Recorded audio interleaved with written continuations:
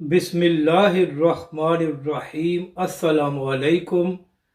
آپ دیکھ رہے ہیں یوٹیوب چینل عام سی باتیں۔ پیٹرول کی قیمت میں کمی، کیا اب تحریک لبیک پاکستان اپنا لانگ مارچ کرے گی؟ علامہ سعد حسین رضوی کا کرن ناز کے ساتھ ایک اہم انٹرویو۔ اس ویڈیو میں ہم اسی کے متعلق بات کریں گے۔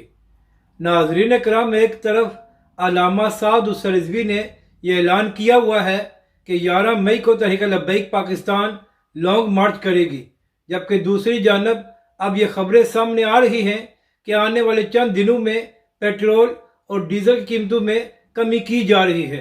تو اسی حوالے سے اب لوگ یہ سوال کر رہے ہیں کہ اگر آنے والے دنوں میں قیمتوں میں کمی کی گئی تو کیا اس کے بعد بھی علامہ سعد حسین رضوی اور تحریک لبیک پاکستان اپنا لانگ مارچ کریں گے؟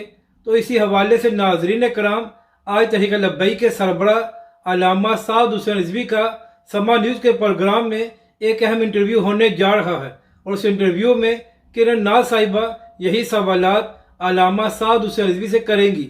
تو اب دیکھنا یہ ہے کہ جب علامہ سعد حسین رضوی سے قیمتوں میں کمی کے حوالے سے سوال کیا جاتا ہے تو علامہ سعد حسین رضوی اس حوالے سے اپنا کیا رد عمل دیتے ہیں۔